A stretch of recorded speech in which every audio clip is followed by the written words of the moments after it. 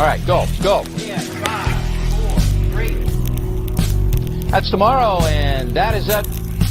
Yeah, 5, 4, 3. That's tomorrow, and that is it for us today. And we will leave you with a... I can't do it. We'll do it live. Okay. We'll do it live. Fuck it. Do it live. I'll write it, and we'll do it live. Fucking thing sucks. Live. Fuck it. 5, 4, 3. That's tomorrow, and that is it for us today. I'm Bill O'Reilly. Thanks again for watching. We'll leave you with Sting and a cut off his new album. Take it away.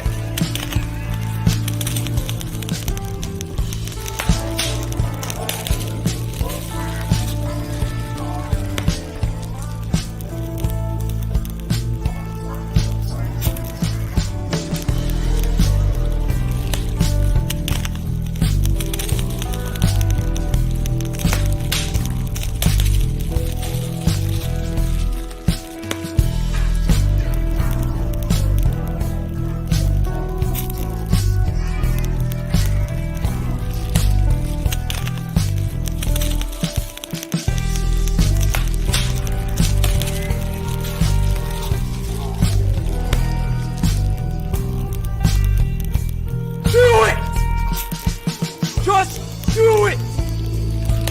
Don't let your dream yesterday set tomorrow. So just do it! Make your dreams come true! Just do it!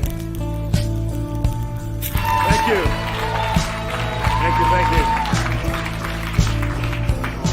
You know, now more than ever, it's essential for the San Diego film community to embrace and celebrate diversity. It enriches our films, providing a deeper look at the understanding of the cultures around the world. And it's important for us to focus on the groups of people so they can share their stories. This award goes to a director, producer, and writer who has demonstrated excellence in this category. He is advancing and supporting the industry in our city through all ways, be advocating for diversity on and off the screen. Please welcome to the stage, ladies and gentlemen, Luis Martinez.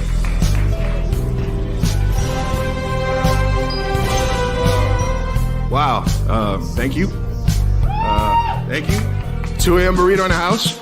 All right, you're going to standing? Okay. All right. Are you intimidating me? It's about to die, so I had to. All right. You know what? I got a standing desk too, Jace. I can stand up too. Think you're cool? Think I can't do a stream standing up, Jace?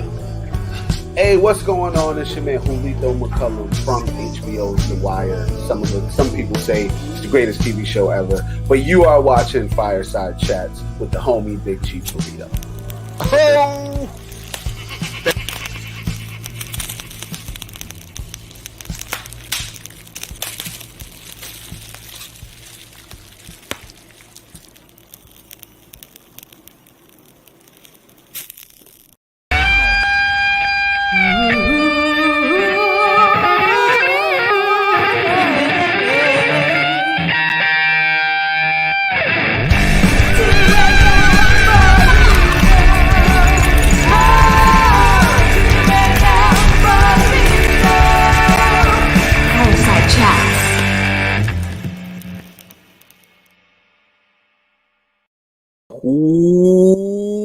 What is up, everybody? It's your boy Lou Martinez, aka Big Chief Burrito, live with you on a Tuesday. Fireside Chats with Big Chief Burrito, live on the 2AM Burrito Network, live from beautiful southern San Diego, Chula Vista. Hope everybody's having a good first day of March. In like a lion, out like a lamb. Hope everybody's staying safe across all continents that's watching us. A lot of shit going on in the world. Hope everybody's staying safe. Hope everybody's keeping their prayers up for the people struggling across the world. We just saw the State of the Union. Thankfully, I sent a text to Uncle Joe, told him to wrap it up. I said, wrap it up, Uncle Joe. I got a stream at 7:15, 7:20. Wrap up that State of the Union. So thank you guys for tuning in. Also, happened to be our guest today. Somebody who when I originally started the podcast, I had them on a short list of people that I thought were interesting. Obviously, Fireside Chats is about getting to know people's passions and what they do and what brought them to where they are in life. And for a myriad of reasons, I didn't feel the scheduling wasn't right. Then we had a schedule before, but then a lot of stuff happened last month, and I got the festival coming up. So it just happened to be today's the first day in Women's History Month. Shout out to all the ladies that have made 2 a.m. Burrito a strong company that it is. Shelly Rose, Sofia Carrillo, Laura Jean, my sister, CY Meneville, producers. I'm a creative guy. I'm a director, but I have no sort of structural bone in my body for being able to move and manage a set. And it is the strong ladies of 2 a.m. Burrito that have helped me, prop me up, allow me to make and be creative. Film is a collaborative art, and I would be nothing. And one of our original 4 founders, Laura Jean, my sister, is one of the core 4 of our company. So obviously my mom, my aunts, my sisters, all my friends along the way. So what better way to kick off Women's History Month than to do my last stream before I get into San Diego Latino Film Festival mode, then by bringing in some strong women into the show. We'll start off with a photographer, entrepreneur, podcaster, and video show host herself. And in the LA acting and artistic scene, Miss Peggy McCartha. Hey, Peggy how McCartha. are you? Hey. First of all, your intro, I was like dancing in backstage here. That was really fun. That's the way to start a show off. Let me just tell you. Yeah, I enjoy watching on the bottom of my screen people reacting to the intro and then the cat jam and then I just try to every show I try to add more junk in there. Did you see me grab my cell phone and take a Yeah. screen when Mary came on? I was like, "There's Laura and Mary." Yeah. You can't. Oh, and then there's another connection. Obviously, Merrick McCartha, actor here in San Diego and LA. That's been. He was in one of our first 3 films. Then he was in one of our biggest features, Blacklisted, and he's done bits in he played the president in Alien Story. He's been on the show before. Merrick's one of my close friends in the industry and somebody that's very influential to our program. And he got lucky and married you, and here we are. Exactly. Well, thank you for having me on your show. I'm super excited to be here. No, I appreciate it. And like I said, it coincided first day of Women's History Month, so. Now, when you say Kismet. women's history and you're like, "Hey, we're bringing Peggy out," is that because you think I'm old enough that I know a lot of history, or like I should no, she's a I'm strong not. woman? That's it, right? Like, No, I see you as a strong entrepreneur and a strong professional in your field.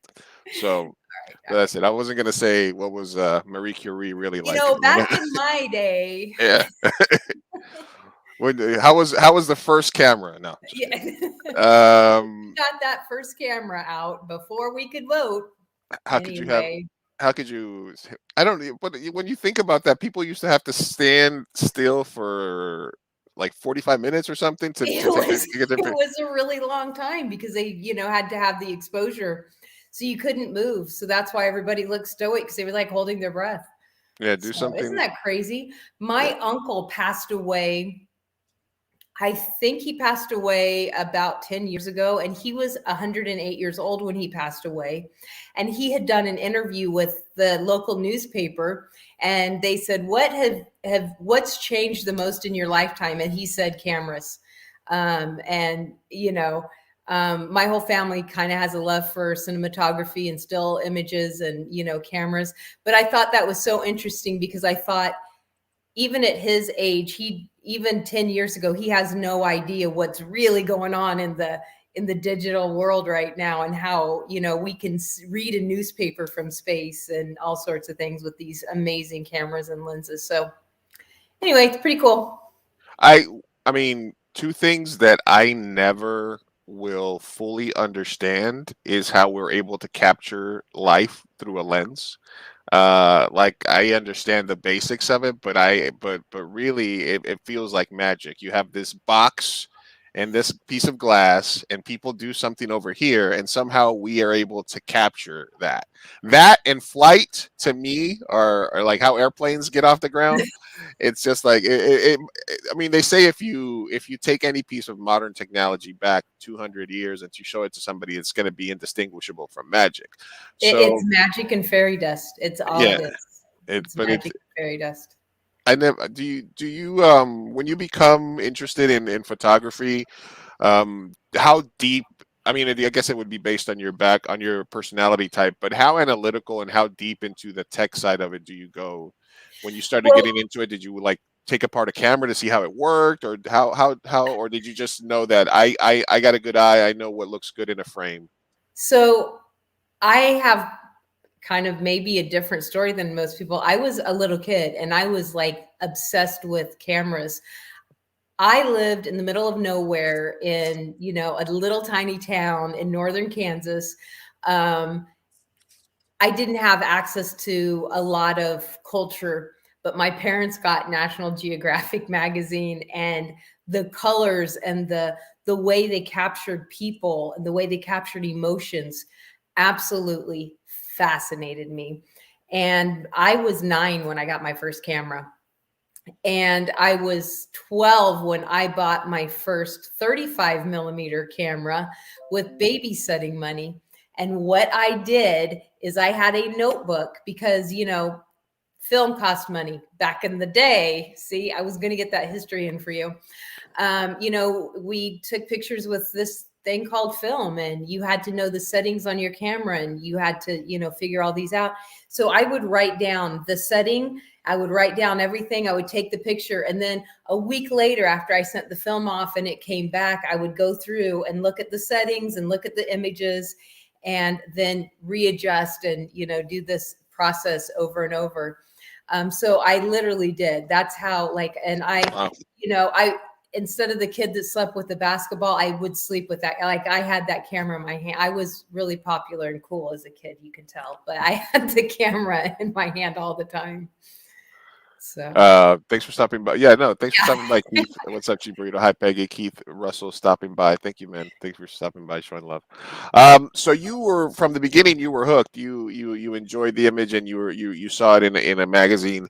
Was there any particular specific image that you remember seeing first? Was it like wildlife? Was it like the close up of No, it people? was people that fascinated me. I've always been fascinated by the emotion of people, and how that you could capture, that, my grandparents, they did slides, and every Christmas and every Thanksgiving, they'd get the slide projector out and we'd look at the pictures, and, they were interesting and they were fun, but, the emotion that was captured in, the cultures and the bright colors and all these things, it was just always, interested in me. How did they do that? Why does my pictures look like this and their pictures look like this? Like, what are they doing different? What is it?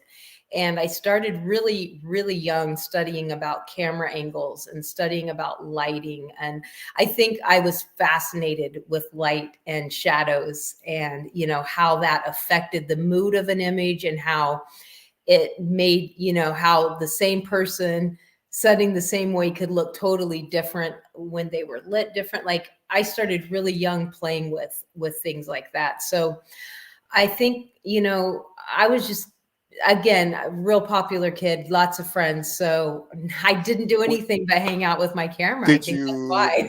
did you like did you take candidates for the yearbook? I did. Were you like the photographer at the school? I was a photographer at the school. And that's actually the only time I ever had did the developing of film is through my school. They had a dark room and developed their own images. I never did at home. I always sent them off to a lab to be done.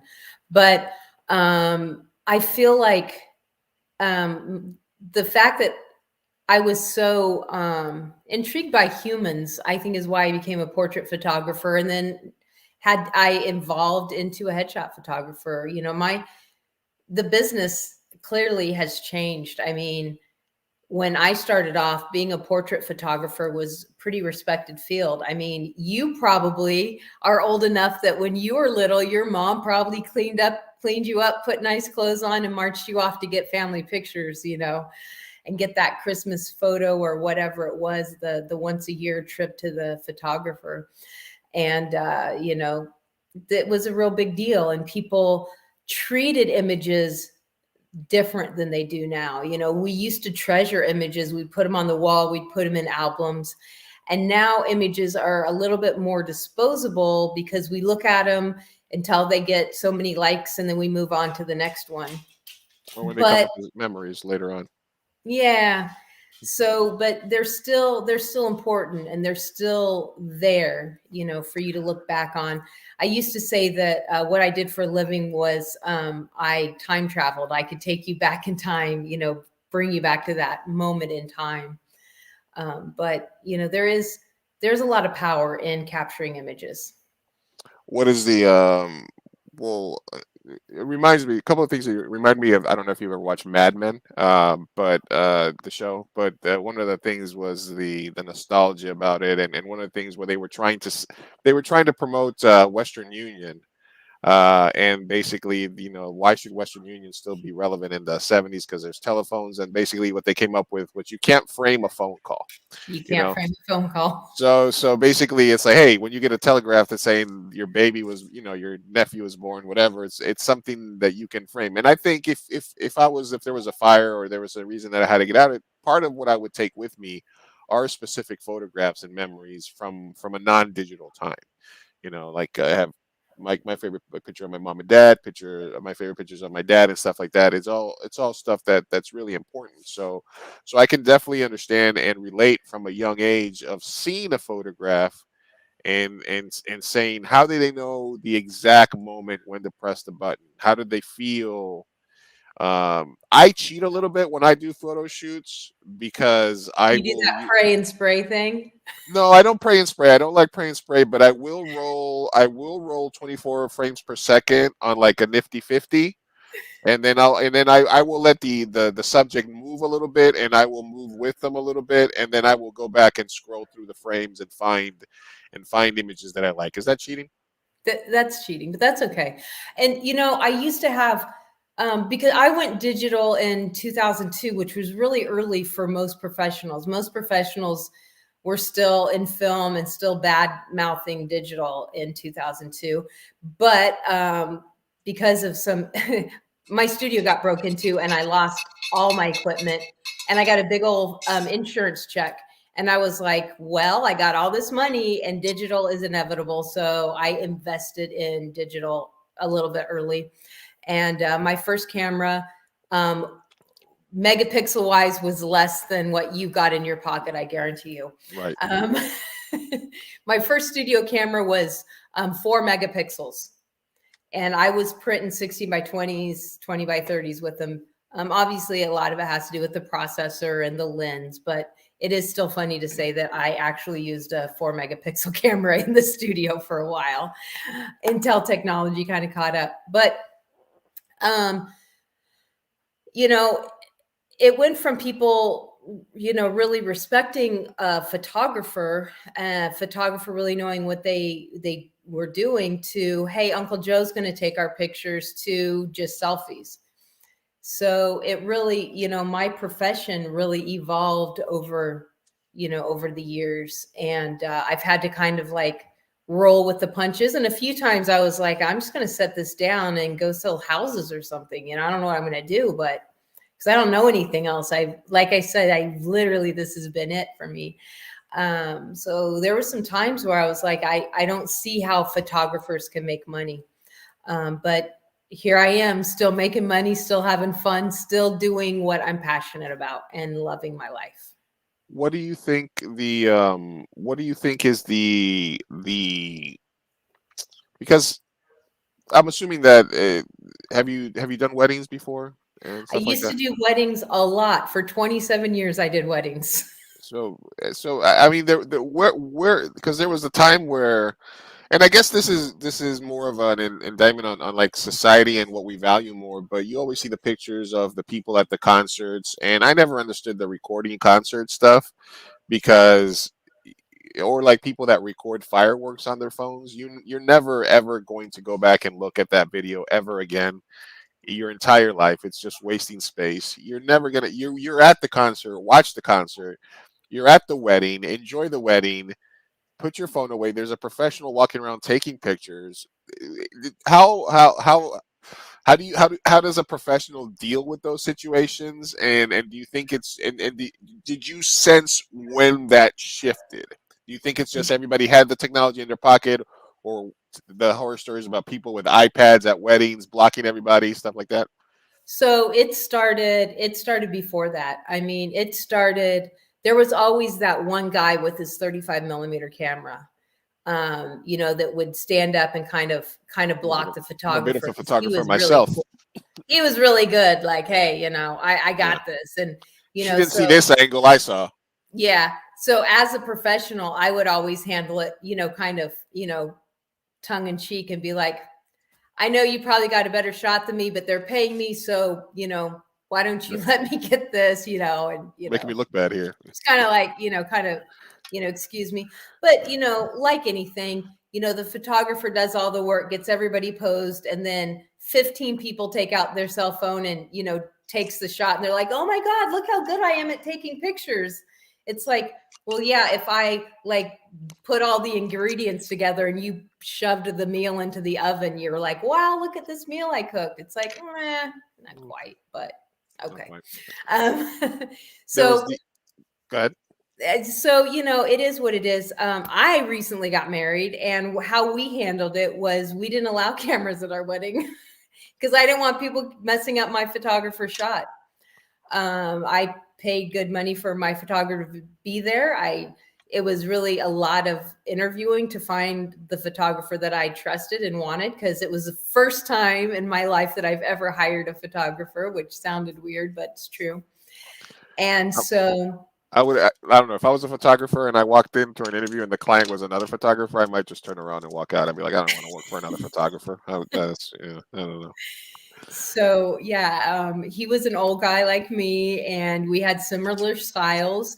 And he told me several times throughout the wedding how nervous he was that I was going to be, shadowing or telling him what to do. And he appreciated that I let him do his job.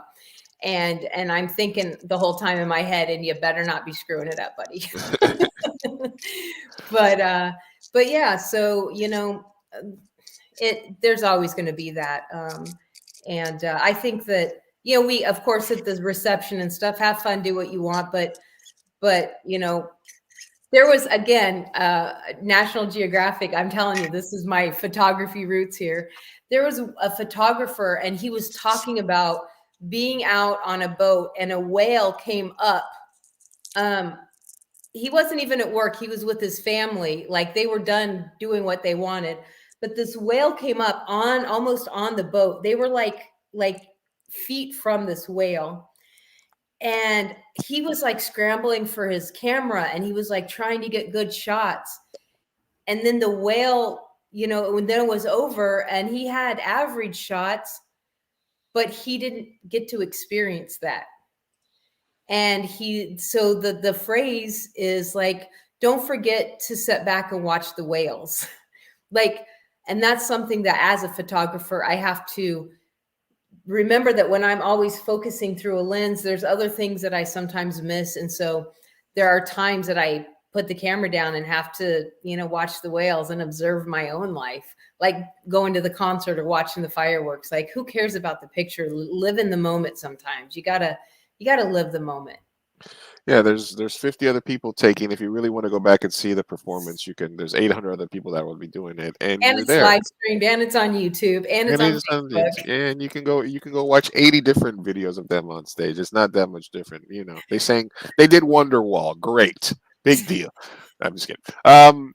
So what I just reminded me, I want to talk a little bit more about your history, but just reminded me, there was a am I the asshole post on Reddit a while ago, because it was a professional photographer got hired not got hired, but you hear these horror stories about like people that want to hire a photographer for their wedding, and they're like they have to be taking pictures for 6 hours. They're not even going to get a plate, no breaks, no nothing, blah blah blah. And this person was like a friend of the couple, and they said, "All right, I'll do it for you. I'll do it for like a ridiculous amount, like $150 or something like that." And the couple at the end of the night didn't let him take a break. Didn't want to save them a plate. Wouldn't give them time to leave to go get food to come back, and he basically deleted all their photos in front of them and left. And so, any horror stories like that, or anything that you've heard, that you've seen, or been a I've been treated poorly, but I always feel like I feel like I kind of have. It's kind of like a real holy place that I hold. Like my job is to capture your emotions and your memories. I mean, not everybody can do that. Just because you have a camera doesn't mean that you can capture that emotion and that you can capture the feelings. And I mean, I've held people's images because they didn't pay me, but I have never deleted anyone's images. That seems a bit like extreme there, but I mean, it's just a real dick move. I mean, has he never done a wedding before? Like I have done a 12-hour wedding, and literally like, you know, like I'm like looking around trying to figure out how I can just go pee. Like I've never eaten at a wedding because I can't, like the adrenaline pumps. It's like an adrenaline rush. It's like when I'm working, it's like literally the most fun thing I can do. Like when I'm in that zone, I get into this zone, and like, you know, drinking water, yes, because I'm talking nonstop. I'm like, blah, blah, blah, blah. Oh, look here, because I'm trying to make a connection with you to so you put your walls down, you know, your insecurities away for just a second so I can capture that moment. But you value the emotions too much to do something like that, right? You value the process too much to be that petty, right?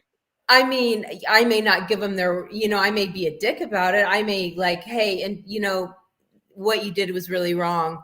Here's your wedding. Like, we're not friends anymore. But I couldn't delete their wedding. Like, I just couldn't do that. There's nothing in me. And besides that, like, what did he expect? It's a wedding. Yeah. No, I guess the thing was he started around 11. He was due to finish around 7:30. Around 5 p.m. food was being served. He said he needed 20 minutes. If they weren't going to give him a plate to go get something to eat and drink, they wouldn't refill his water bottles, and he was getting paid $250. So I get it. You get treated bad. I mean, I had a groom. You know, I'm doing when I'm at a wedding, I'm on my feet the whole time. I'm working, I'm capturing everything. And I'm doing candids, I'm doing groups, I'm doing everything. And I'm also the bouncer. I'm also like, oh, wait, so-and-so's getting a little drunk and grumpy over there. Let's go diffuse this really quick. Come over here. And, you know, I'm doing all these things. And people always offer me food. I usually, because you don't want to have the risk that something that you eat is going to upset your stomach because you don't have time for that. So I'm always like, I'm good. I always eat before I, you know, leave, blah, blah, blah. But you never get paid what you're worth. You never get treated nicely. But I was at this one wedding, and it was an Italian wedding, and it was a long wedding. I was hired for 10 hours. I think I was there 14 hours. And the groom decides to start bossing me around, and he's like, go get me some more food. Go get me some more wine. And I was like, keep it cool, Peggy. Keep it cool, Peggy. He's like, you're just the help. I'm paying you to be here. You're my servant. And I was like, this is probably the biggest jerk move that I ever did, because I turned around and I go, actually, your wife's family's paying me to be here, and I make a whole lot more money than you do. And I walked off from him because it was like, it had been hours of, you know, taking his abuse. But I didn't delete pictures or take crappy pictures or anything else. I mean, it is what it is. But yeah, it was like there was a guy that turned. There was another one where it was a guy gave them back their pictures, but he replaced all the people's heads with cat faces. So he gave them their pictures, but he replaced See, that just takes too much effort. Like Yeah. that's just too much effort. No, but I like the part where you respect the artwork and you respect the capturing of emotions, that you wouldn't let yourself be petty enough to take those steps, and you do realize that as a photographer, that's going to be something that you're going to have to run into, right? I mean, you have to know that people are under a lot of stress. They've just spent a ton of money and they probably have family members there that they didn't invite and they don't want to see, and they're stressed. And, you want to capture all the beautiful moments and you want to remind them that, hey, this is your day. Don't forget, like, you see the bride starting to freak out and you're like, you look beautiful. Don't forget how beautiful this day is. And you kind of, that's more my tactic. I couldn't, I do. I really feel like it's a real high calling to be able to capture someone's memories. And I mean, I have so many external drives full of people's pictures. I tell people I only keep them for a few years, but I have everything, and I have everything dated, and it's ridiculous, my filing system. Do you ever well, one other thing I want to talk to you about before was sort of because that all falls in line with the fact that there's this ongoing conversation on different groups, cinematographers, actors, editors, about getting what you paid for, and then about being undercut by people that are starting. There's always a person that says, well, I have a cousin and his rich parents bought him a red dragon. And it's like, yeah, but does he know what the fuck he's doing with it? What kind of lens is he using with it? What kind of does he have any lights? Does he just have one fancy camera? Nothing. There's a difference between having a $20,000 camera and knowing what to do with a $5,000 camera. Knowing what to do with a cell phone. Knowing what to do with a cell phone, having iPhone, going in portrait mode and stuff like that. So, I mean, when people pay for a photographer of your caliber or somebody with the 15, 20 years of experience, they're paying for that experience. They're not paying for the person that shows up. They're paying for the person who knows when to click the button, right? Well, I have a lot to say about this. So at any time, just say, okay, the soapbox, get down, Peggy, get down. There's two sides to every coin. So one side is, if you don't have experience, you have to get that experience. And I personally feel like you should get that experience with your friends for free, people that know you, people that, that are actually giving you their time, that you can practice on them.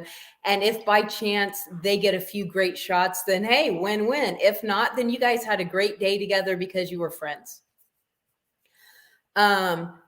This is what I think about cheap headshots. First of all, there is no such thing as a cheap headshot, an inexpensive headshot, because this is what an inexpensive headshot will get you. Hey, come in, $60, $100, whatever, and we'll give you one look and blah, blah, blah.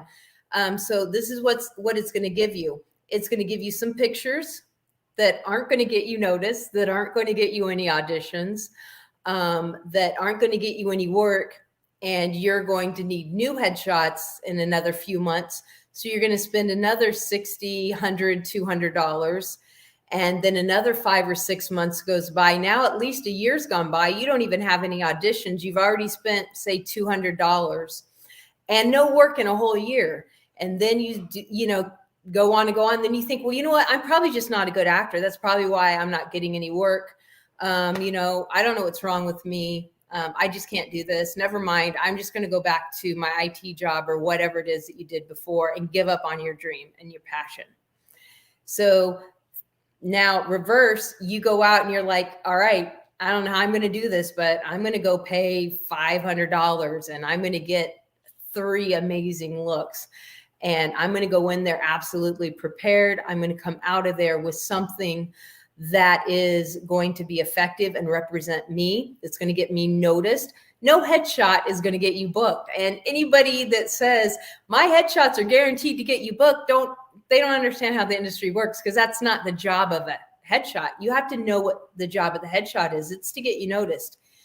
It's for the casting director to go, oh, I can see that. I can see that as that role. What else could I use that person for? and let me see what else they have. Let me open up their profile. Let me look at their reel. Let me look at their resume. Let me look at their other headshots. You know what? Let's call them in for an audition. That's the job of a headshot. And the way that, you know, I get really passionate about this because I see photographers that are more concerned about, I'm broke. I got to get some business. I got to get $50. I got to get $100. They're worrying about themselves. And to me, I feel really offended by that because I feel like they're not helping anybody. They're wasting people's time and energy. And those actors are missing months and months of opportunities. And not only that, but whenever a fellow photographer undercuts another photographer, you are hurting the entire industry. You know, when I go to McDonald's and I get a hamburger, I'm going to assume I'm going to pay X amount of dollars. But when I go to a nice restaurant and I order a hamburger, to be honest, the quality may not be that much difference, right? It may look, hey, there's a bun, there's a burger, right? I bet the meat's better though. I bet there's more nutrition in it. I bet there's less chemicals in it. And you know what? I'm going to enjoy the entire experience because when I get there, it's not going to be crazy. There's not going to be cars honking at me. I'm going to sit down. I'm going to enjoy this meal. I'm going to be satisfied. I'm going to walk away thinking that was worth $35. That was a nice meal. See? But when you undercut it, then people are thinking, they don't realize that they're buying McDonald's versus a nice meal. They think that all photography is the same. For instance, you know, I don't just like when people call and say, I just need a headshot. It's like, well, then I'm not your photographer because I don't do that. I don't just take a picture. Like we sit down, we figure out what are you going to use it for? What's your purpose? What looks do you need to accomplish? What do those looks look like to you? How do you bring your personality to those looks? What emotions how does that feel? And then when you finally get in front of the camera, you know, then boom, we capture it and we're done. You know, we already go in with intention, and then you have something that's going to be effective for you. See, I told you I'd get on my soapbox. No, that's completely fine. I think you can mirror that for an editor that's learning on the job, exactly, or a camera person that's learning on the job. You are at some point going to take some low cost or free work to get your bones, but there's a lot of people out there that will put a professional against an amateur and want to get the price and want to get the work. I always tell people, for example, I love to collaborate with people. If you've acted on one of my shows, if you've acted on a movie, you know, and you're like, hey, I need an editor for this, I'll definitely be like, yeah, absolutely. I'd like, but there's a difference for me between collaborating and having somebody work for free. So the way I see that is, if you're telling me, Lou, we've been friends, do you want to work with me? Do you want to do it? Lou, do you want to edit the trailer for my movie? I'm like, yeah, you've acted for me. You're my boy. You worked for me for free. I will cut a trailer for you. Give me all the footage and I will hook you up. We will collaborate. And if you're asking me, then that means, hey, I want Lou to cut the trailer. But what happens sometimes is they say, I give them a cut of it and they're like, or they say, no, I don't want you to have all the footage. I just want you to use these clips and put them in this order. And this is the song I want to use. And this is the lettering that I want. And this is how long I want it to be. You want me to be your editing program because you don't know how to push the button. So you want me to be your little. So there's a difference. Yeah, it's collaboration versus getting somebody to work for you for free. So that's kind of like when I've wasted my time on stuff like this before. And I say, listen, if you want me to collaborate, you have to give up some of your final decision making. You have to let me be creative so that I buy in. I've had people work for me for free that are special effects people that charge thousands of dollars, and the reason they work for me was because I was like, I said, I'm doing a horror movie, I want to do something gruesome, and they're like, what do you want? And I'm like, what do you want to do? What's something that you want to see on film? And they're like, well, I want to do this and this. And I'm like, that sounds awesome. I'll work it into my script. Let's collaborate. And then they have footage. They have, hey, look what I did. So it's a win-win. And yeah, instead of being a one way. I do stuff for free all the time. And, you know, if people come to me and they can't afford something, it's like, trust me, I want to take your headshots. But I also know that if you don't have skin in the game, you're not going to take it serious. Because I've also friends are like, man, I really need a headshot. I can't afford you. So I'm like, oh yeah, come in, I'll do your headshots. And they come in and they pull their shirt out of their backpack that's all wrinkled up. They have no hair and makeup done. And they're like, oh man, these didn't turn out that good, Peggy. And I'm thinking, really? Because maybe if you would have shown up to this shot, not just me. So people have to have skin in the game, you know, and unfortunately, however you want to say it, a lot of times that's the money, the sacrifice of the money. But I mean, I've literally had people clean my yard. I've had people clean my house. If you're serious and you want me to, you know, we'll find a trade. Do this. Let's trade. Let's collaborate. Let's work together. And, you know, I've had so many amazing people in the film industry help me and, you know, put promos together, do all these things. Why? Because they know that, you know, if they need something, I'm going to be there for them. But that's different than undercutting someone's price. Right. And trying to be like, you know, oh yeah, I'm that $50 headshot, you know. And the other problem with that is once you get yourself into that, you're the discount photographer. Then even when you get good, you're always a discount guy. Like nobody wants to pay you more than $50 or $100 because that's what they always paid you. So you got to be really careful about that. It's a vicious cycle, and I've been guilty of that in the past. You know, I think creatives have a lot of creatives sometimes have a problem with the business part, right? And because we want to do it, like yeah, we want to do it. We want to do the job. Yeah, like I definitely want to edit this. I definitely want to help you with this. I definitely want to do this. I just don't know how to ask you so that I get paid what I'm worth. Yeah. Right. Or that I get paid what I can go to, you know, with not kicking myself in the, but what I can live with, not even what I'm worth, just so I'm not like, did you really tell me you do that for $200? Yeah, the worst clients 13 hours later. I try to if look I just for those reasons when I'm working with somebody that I'm close with or somebody that I'm like either a close friend or family, I just have to lay everything out ahead of time. Like this is how it goes. You're not even getting my rate. You're not even getting the homie rate. You're getting the family rate. And this is my expectations. I'm going to treat you like a client. And some people are like, you know, the worst are the people who are like, oh, I don't know what I like. But I'll know it when I see it. I was like, no, you don't get to just constantly make changes until you have to give me very specific stuff. So pricing yourself as a creative, as an editor, as a writer, as a producer, as a photographer is very diffictive. And Michael Brueggemeyer did a really, really good YouTube video about this. And I've never heard anyone explain how a creative should price himself better than the way he did. He's like, if you had to rent all of your equipment, how much would it cost you? How much time did you spend in school? How much time are you going to spend, you know, on the back end, you know, editing it, you know, doing all these things, and really like write it all down? Because a lot of times we take all these things for granted. Like, you know, I get a income tax return or I get a big job that comes in and it's like, oh, let's go buy a new toy. It's not like, maybe it's not like if I had a business and I'm like, oh, I have to go buy a printer. I'm like, let's go get a new camera. It doesn't feel like I'm investing in my business, but of course that's exactly what we're doing.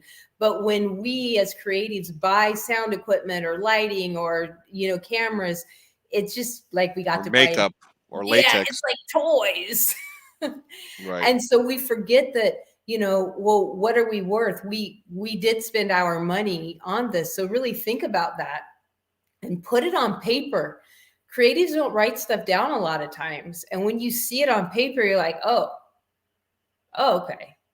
Well, clearly I can't charge people what I'm worth, but how can I find that medium where I can feel like if I get enough clients that I can, you know, that this can be doable? You know, what do I need to do and actually get a business plan together? I don't know. I think it was about 10 years ago. I had a client in my studio and he was a husband of a friend of mine, and the dude never paid me. Like he came and he didn't pay me. And, you know, I kind of like hinted around, you know, beat around the bush a little bit, and dude never paid me. And I was like, man, I'm this lady's friend and I don't want to be a jerk, but like, they're well off. Like they're not hurting anyway. It doesn't appear that they are. And it was something simple. He owed me a few $100.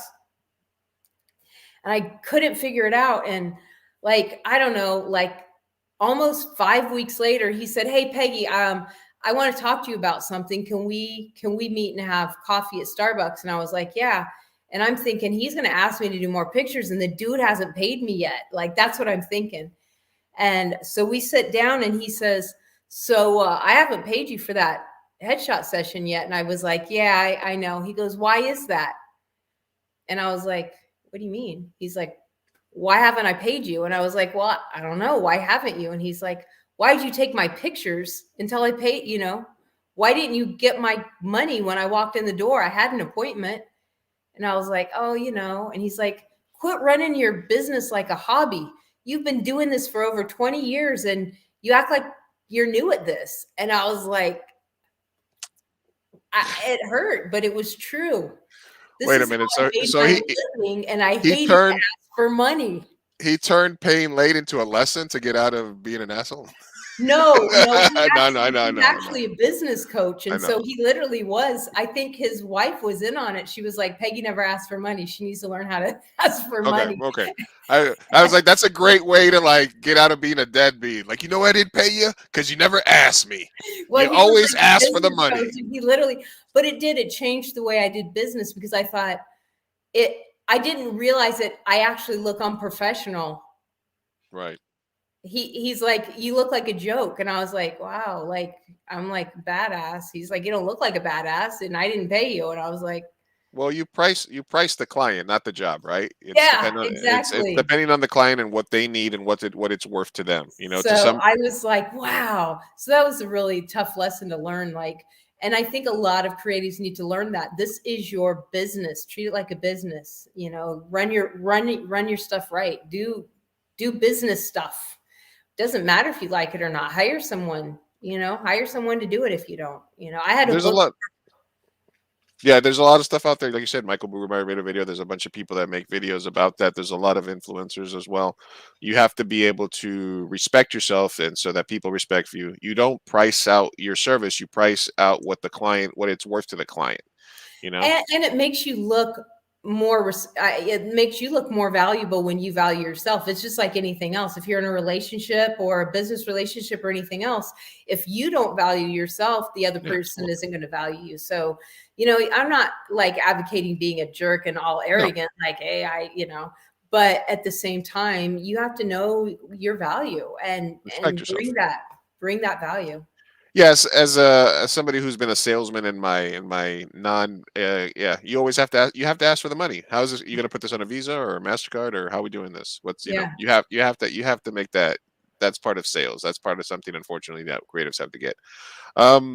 So I mean, it seems like you never thought of anything else besides photography. Did any other careers kind of tug at you at any point, or was it? I wanted to be an architect at one point, but I wasn't really good at the whole school thing, and I knew I was going to have to like do math and stuff. So I was like, oh, I'm going to stick with the camera. So right away, 9 years old, 12 years old, you get your first, and you start developing film.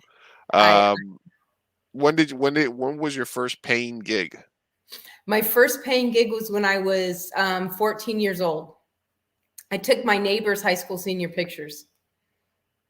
Nice. Came out okay? They did. They came out pretty good. When I was 16, I won first place in the state fair in Best of Show photography. Okay. Not everybody can say they won that in the 4-H fair. No. I mean, it seems like you're a natural. Award-winning photographer at 16. Award-winning photographer at 16. And that's Kansas, Missouri, or Kansas? That is Kansas, the Kansas State Fair. Kansas, not Kansas, Missouri. Okay, yeah. Got it. Kansas. All right. As in, you're not in Kansas anymore. Sorry. Not in Kansas anymore, Dorothy. Sorry, I apologize for Toto. that. what are some of the, because I think one of the things that you touched on is really important, which is what is the goal of the photographs that you're taking. For example, I took some pictures with a photographer friend of mine who's my roommate, Kenneth, and he helped me just because I needed some director's headshots. Director's headshots, you have a lot more leeway than you do for an actor's headshot, because it's just more personality, just to look so they can see who you are. It doesn't have to be, I don't think there's as many rules for it as such. But I do find that, as somebody who has probably a stack like this of headshots that I've been giving as a director over the years, that what I'm looking for as a director when I get a headshot is truth. I don't want to see what you look like on your best day under the best circumstances with the best edit. And let's talk about retouching. Exactly. And for example, because like you said, I want to see what you truly look like and what's going to arrive on set. If you have a chipped tooth, or if you have, a blemish, or if you have a beauty mark, or if you have something about you that's unique, I want to see that, because maybe I want an imperfection in my actor. Maybe I don't want, perfect teeth or this or that. Maybe it's something that I can work with. I don't want to see, if you have a gap if you're a man, and if you have a gap, and then all your headshots are like this, and then you show up and you're like David Letterman, and I'm like, oh, well, I wish I would have known that. I think it's a balance of putting yourself in the best light, but also being honest, because it shouldn't be you trying to find the role that you want. It should be about the casting and the director being able to find out what they envision you as. Am I right there? So how I describe it is, I think people, and this is my opinion, this is the Bible according to Peggy, the photography, the headshot Bible according to Peggy. When you are very specific about knowing what your archetype is, first of all, what do people when you walk in the room, who are you? What do people assume about you? And you acknowledge that and respect that. And then what roles do you like to play? Let's use me as an example. Normally, I get pinned as a Midwest housewife. I don't know why. I've been in California for a really long time, but I get that Midwest. Everybody's like, oh, you look like a Midwest person. It's like, anyway, no, I'm cool, dang it. No, anyway. So, but let's say that I am really good at playing a powerful attorney. So instead of trying to change who I am, build on your archetype. Okay, I'm this Midwest girl. Let's build a story. I went to school. I got a degree. I worked my way up, and now I'm this badass attorney that just kicks ass in, the courtroom day in and day out, right? So I don't abandon that. I build on it. I don't try to be somebody that I'm not. I bring myself, and I let that thread go through those character types, the things that I want to present myself as. I leave myself in it, because that's what you want. You want what makes me different from the other blonde. Why Peggy and not the other blonde? Why, what makes me different? I'm using me as an example. We all know I'm not an actor, but I'm in the room. So, what makes this person different than that person? It's that personality. And when you allow yourself to build on that, then you allow yourself to shine through. Now, the other thing is, the camera's job is to capture your emotions. And I would say the biggest mistake actors make, people in general make, is they lay out $400, $500, $600, $800. They come in and they're like, oh my God, these headshots have to work. This is it. This is all my monies. If this doesn't work, I don't know what I'm going to do. Oh my God, I hope my eye doesn't do that weird thing when I smile. I hope the photographer's getting my good side. And all these insecurities is what the camera's capturing. So what you need to do is get in there and be like, man, that eye looks good today. I'm a badass. I'm this, and get that confidence of the character, get into character of who you're wanting to portray. The more specific you are when you're behind that camera or in front of that camera, let's say, remember, I'm this Midwest girl that went to college and now I'm a badass attorney. So I'm getting these badass attorney headshots taken, right? So I know what I had. I know what my Starbucks order was on my way into court. Like, I know how it felt. Like, I can feel it. Like, I can feel the stuff rushing through my veins as, you know, I'm in front of the camera. We're doing this. Yeah. Okay. So we get that headshot back and, oh yeah, you look like a powerful attorney. But here's what happens. I send it to you, the director, and you, the director, goes, oh yeah, I can see her as an attorney, because she catches your attention, right? Because you see that honesty and that confidence. But you know what else? You know what else she can do? She could be my CEO over here on this. And you know what? I've got this, you know, drug lord. She'd make an awesome drug lord over here. Like, you see what I mean? You want your headshot to be so specific that the casting director, the director, whoever is looking at that headshot, their imagination makes it broad. So that one headshot becomes very broad and opens you up to all sorts of roles, because that headshot was very specific and done with intention. And so the same characteristics that that attorney has, the CEO has, the, you know, all these other things have, and they can be used for all those different roles. So that's my 2 cents on what makes an effective headshot. Intention. One, I think that's very valid. But my counter to that would be, what percentage of your consultation has to do with your experience and being sort of plugged in into what Hollywood is looking for? Because let's say, for example, let's take me for example, right? I'm a 6'2", I'm a heavy set guy, I'm Latino, I got tattoos. If I'm acting, for the most part, let's say I'm an actor, but I want rom-com leading man type roles, right? But I come to you and you say, Louis, if you're going to be a working actor, you can probably get a lot of thug roles. You can get cast in a lot of narco stuff if you play that up in the headshots. So how much of your consultation with an actor has to sort of be a reality check using your experience to sort of guide them? I mean, is that part of the consultation? Or if somebody really says, yeah, but I really want these to be focused on leading man comedic, not the thug element, how would you handle that? So my consultations are probably different than any other photographers. I have a program called the Headshot Strategist Program. It's like an hour. I say 45 minutes. It's always an hour, because you can see I can talk. Right. And we go through, we start off with, where are you at right now? Where do you want to be? What do you have to do to get there? Do you need more training? Do you need a better representation? Do you need better obviously you're here for headshots, so that's going to be on that list. What is realistic? And then we talk about your archetype. What is realistic for you? Where are you? Now, let's say you tell me that, I'll say, okay, so what do you have to do to get cast as a leading man? Like, what is it that would take? What would you have to do to make that happen? Lose some weight. Okay, so you got to lose some weight. So are you willing to lose weight? Trying, Peggy. You need to get a new haircut. You need to, like, what is it that you need? Like, are you willing to make that? Or here's another idea that we could do. Let's build on your archetype. Let's build on what's easy. Let's get you in the door. Let's get you working. Let's get you some experience so that you can afford that fancy gym, so that you can afford all those, other things.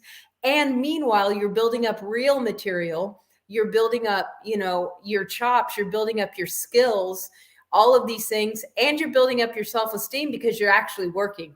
You're actually out there. You're getting auditions. You're doing this. You're booking the student film. You're doing this. You're doing that. You're moving. You're doing something instead of sitting at home with no auditions.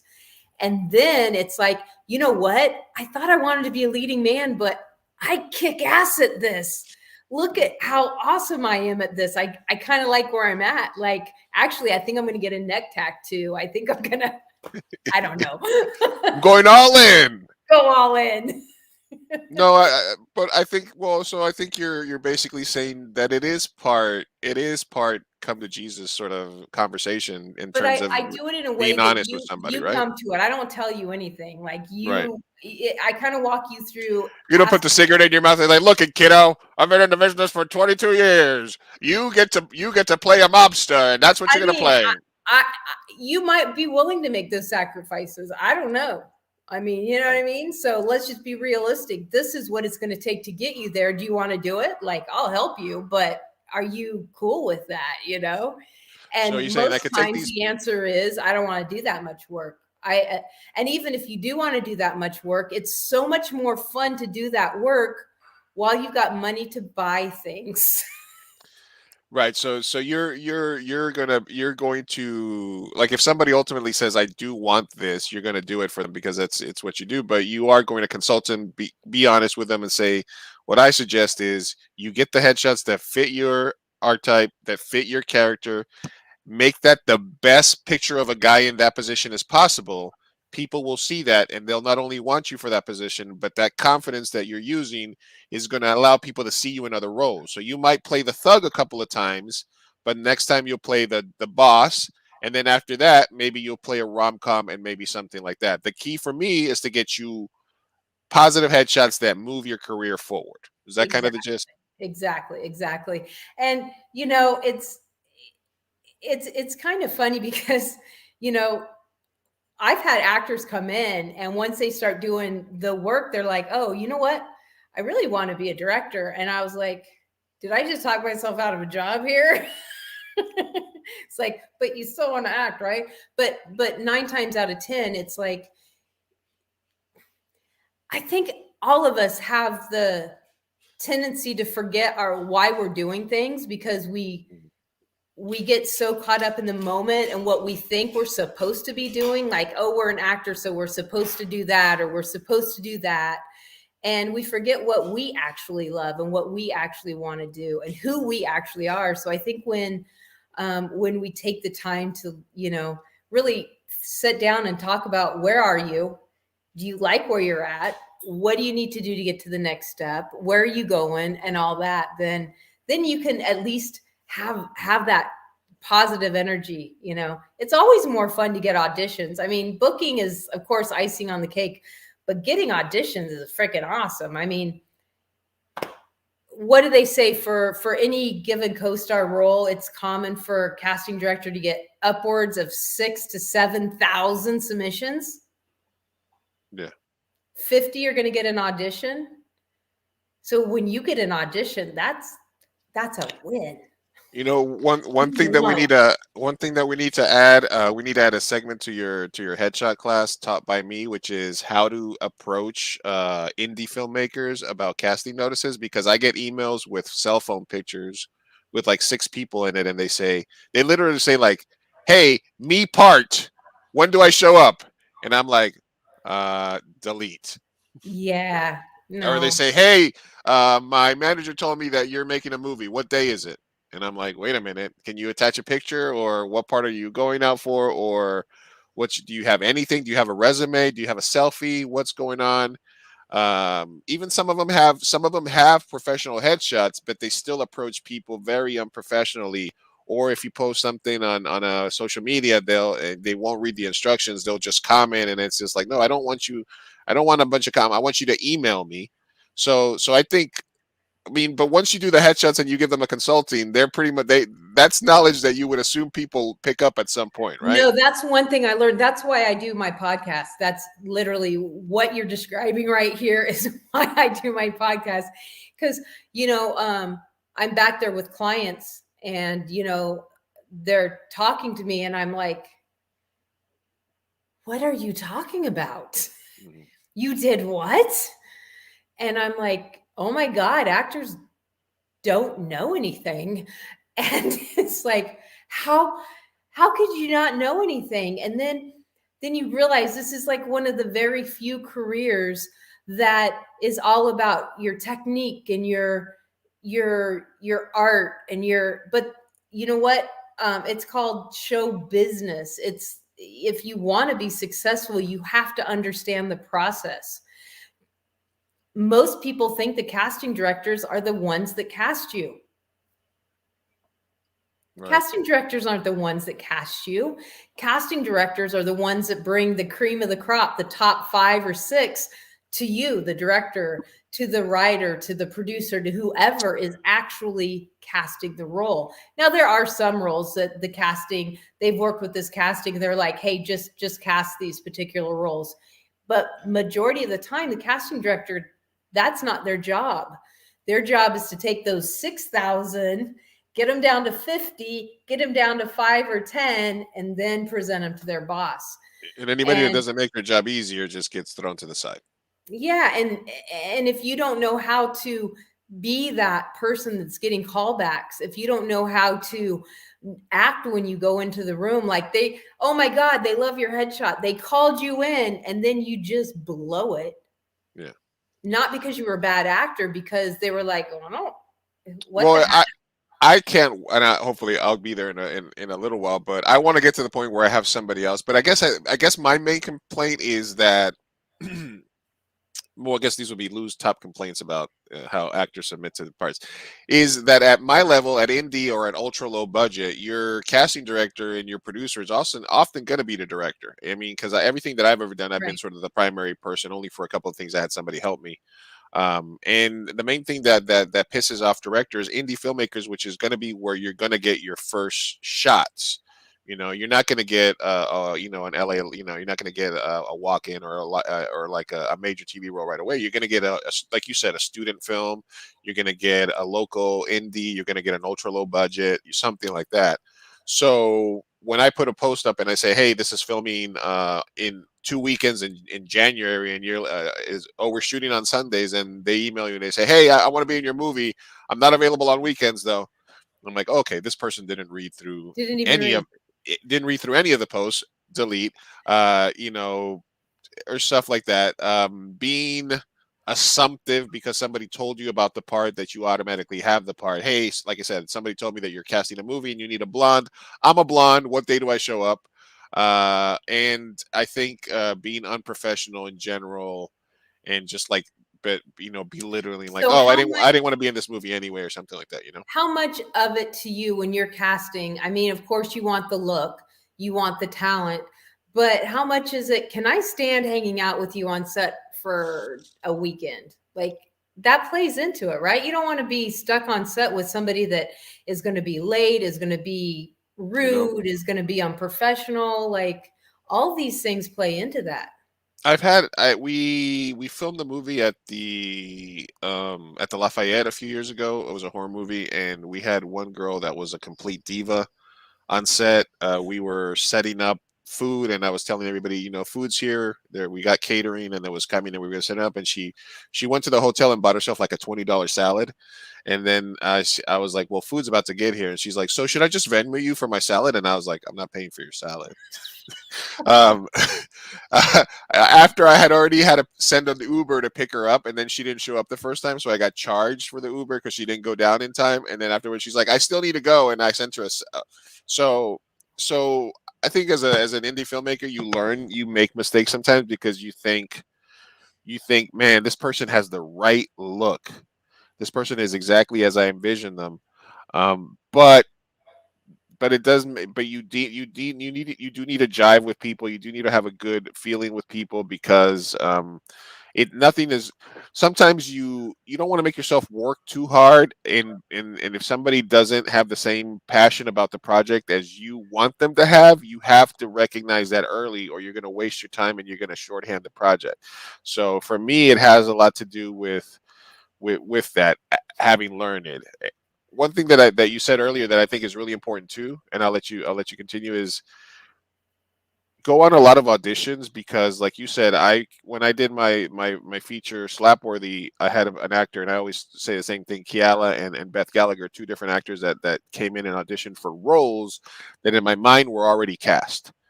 They came in and auditioned for roles that in my mind already had cast, because I had a specific look and actor that I had in mind, but they blew me away with their audition and their talent and the choices that they made as an actor that were beyond the page. They had both made choices past the blurb, past what I gave them. They made choices and they showed up, and they were the character while they were auditioning, that I wrote extra parts into the script so that I could have them in. So it is very true that you could be going in for a part that has already been cast, and they're just going through the motion. But they're going through the motion because the casting director and the director are still sort of they're looking for something, or else they would have canceled it. So as long as you go in there, you make choices, you're professional, you own that role while you're on for those 90 seconds, good things will happen. Not only that, I mean, even Merrick, I mean, he's got audition, he's got, and it literally will say like 30s to 40s white male. And it's like, they've already decided, why did they call me in? Well, you know what? That's none of your business. The fact is they saw your headshot and they called you in. So go in there and win the room. Who cares if you book it? Because if somebody comes in and they blow your mind, even if you don't ultimately book them, you're going to keep that, hey, remember that person that came in an audition? They're going to be perfect for this. And you'll call them up. You'll keep that a note somewhere, right? I mean, yeah, it's more so and so important. crushed it, It's more important to book the room than it is to book the role. Book the casting, book, make everybody in there feel like they can't live without you. They'll find a project to put you in. If you were going to assign, let's say that there's 100%, right? If I was going to tell you what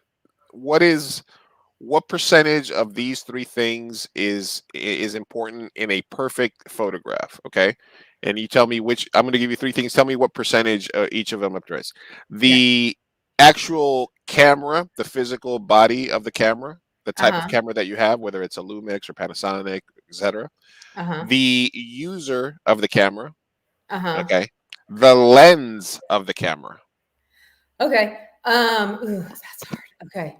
The actual body, I'm going to say 10%. It's really hard now. That was the easy part. Which right away people would be like 10%. So the rig is only 10%. What do you mean? But I think this is something that you learn as soon as you spend a bunch of money on a camera. Exactly. That you're gonna have to spend more on the lens, or you're fucked. Kit lens, no good. I think every one of my lenses costs more than my bot. I'm trying to think. I mean, I'm sure I have some kit lenses, but I mean, all the lenses that I use cost equal to or more than all of my bodies. The person using it definitely weighs in more than the lens. But let's give the lens 30% and the talent of the person 60%. And the reason I say that is, I shot with 35 millimeter. I shot with actual film, and I can take a beautiful picture with a disposable camera, those little box cameras. Same thing. I can take amazing things with my cell phone because I understand lighting. I understand camera angles. I understand body types and posing. I understand how a specific body type is going to look in a specific angle and all of those things. But if you have a crappy lens, and I'm probably a much more of a snob with lenses now at my age and my status than I was. If you would have asked me this 10, 15 years ago, I would have been the lenses, the body's 10%, the lens is 20%, and the rest of it's a photographer. But I have some really nice lenses right now. That's probably why I'm saying that. I'm like, I don't know. Do you favor like the German glass, or what do you look pretty good right now? What do you? Oh yeah. I'm gonna lie. Well, if I added lighting to that, what would you think? Lighting is also maybe like another 10-15%.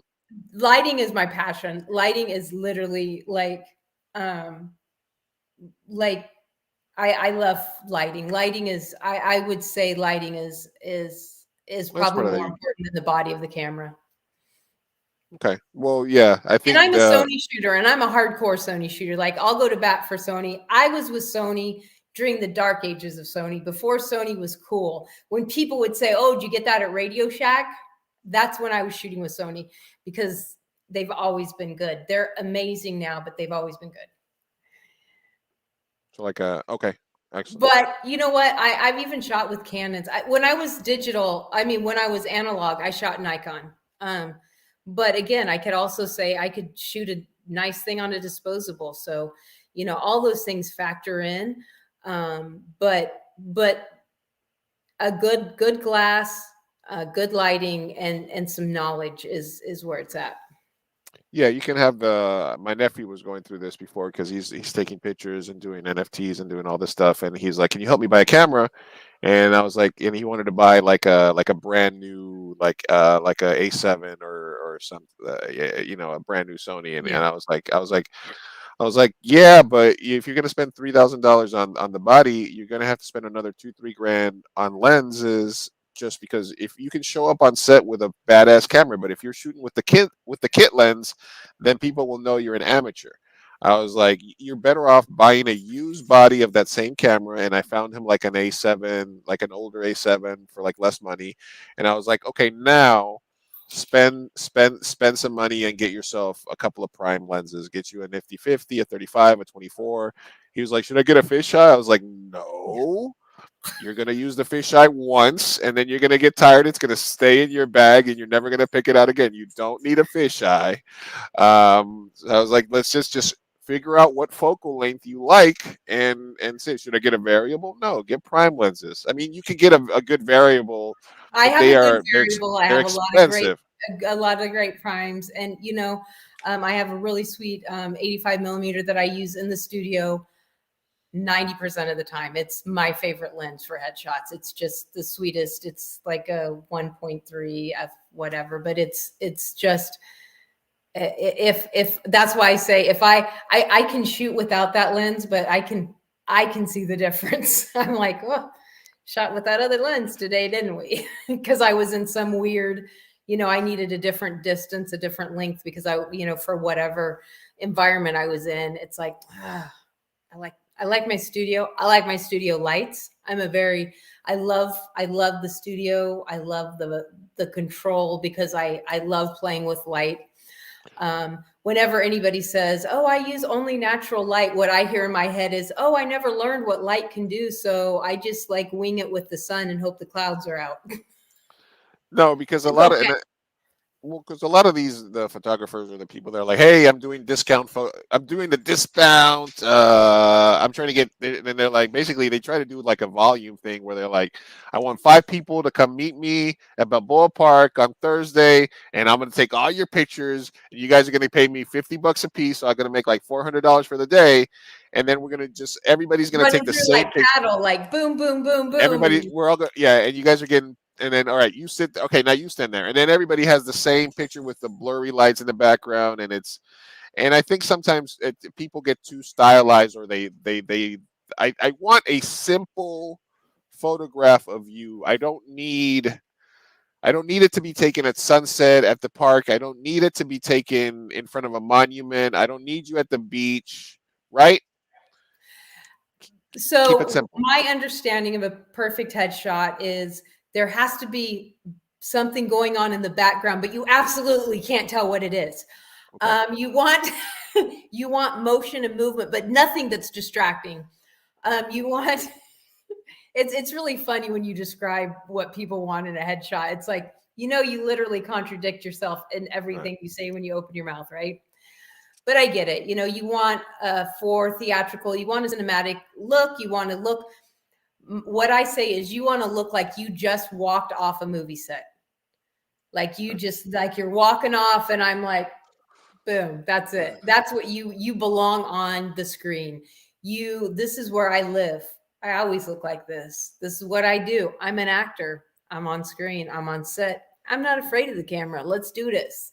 And that's, you don't want any distractions. You don't need, but you do want to look like you're somewhere, because otherwise you look like you're at Olin Mills on a crazy solid background. Like that doesn't look like you belong on a movie set either. So it's that mix of, looking like you're somewhere, looking like you belong somewhere, and not having the distraction. Remember, everything is right here. All of your emotion, everything has got to come right here, because this is all you got. This is it. So you're always thinking necklines, colors, what do you got, different necklines, layers, all those kind of things. Because you don't have to think about like, your whole ensemble. You just need to think about, your neckline. How's that going to make you look? What are you going to wear? What colors do you need? And that's definitely different from when people want like a look card or like something that shows 6 or 7, you in a doctor's office, you in this, you in that, stuff like that. That's kind of like a different, more advanced subset of headshots later on for people, right? Right. I mean, there's the outfits, the wear a doctor's jacket, wear a cop uniform, don't wear a cop uniform, don't wear. That goes like this. That's real trendy. And there are times where every casting director is going to say, when I'm casting a police and you're wearing a uniform, I know right then and there, I'm going to look at you. And then, a year later, they're like, I'm so sick of people sending me pictures of them in a uniform. I know what a police looks like. I just want to see your expression. Cyclical. It's cyclical. Yeah, it's this wave. Right now, we're definitely in a no uniform wave, but it'll be right back. In a few months, everybody's gonna, come in their police uniform, and which is fine. I think if you're established and you do these looks all the time, like if you're a doctor, if you're a lawyer, if you're an officer or someone in authority, then you should definitely have those looks for that specifically. Because if that's something that you're getting cast for all the time, play off of it. If you're new and you don't really, you're just like, I just want to be in your movie. Then let's work on you and not worry about, all the fancy stuff. Let's just get you some auditions. Well, Peggy, we're talking live with Peggy McCartha here. You can find her website, headshotsbypeggy.com, or we also have her link here, linkapp-Peggy. She is a professional headshot photographer in Los Angeles. She's been doing it for many, many years. And she's been kind enough to stop by, talk about her life as a film, actually the background part was quick, because sometimes I talk to people about what they, usually people are like, well, I used to do this, and then I used to do this, and then I settled on this, and this is what I'm passionate about. You're like 9 years old. I knew it. I started taking pictures, award winning at 16, paying gigs at 14. So that's good. If you had to pick between being if you had to change careers and you could be a wildlife photographer or a wartime photographer, which one would you choose? Ooh, so I'm not sure I would be good at either. However, I would probably pick the journalist. I would probably do the wartime photographer. And now's a really scary time to say that out loud. Right, so thanks obviously. for making me say that out loud. You've been drafted, Peggy, to go. I know. I'm like, did you really just make me say that out loud on live TV? But yeah, because again, that National Geographic roots in me, that emotion and that, I grew up looking at Vietnam pictures. I was born right at the end of that era. And, all that, and actually, I lived in San Diego. I had a studio in San Diego for 17 years. And I used to do a lot of military. I used to do a lot of homecomings.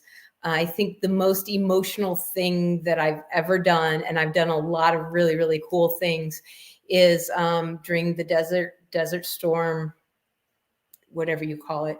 I went up to Oceanside and I took pictures of a Marine Corps homecoming. And out of the 120 guys that were deployed, only 60 came home. And one of them came back and met them there. He had both legs amputated, and one of their other buddies was still alive, but in the hospital, and had most of his body blown off. And but they were all talking about him. And I was able to capture guys coming home and seeing their babies for the first time, and just coming home when over half of the guys that left did not come home. So yeah, that was probably one of the most emotional events that I ever took.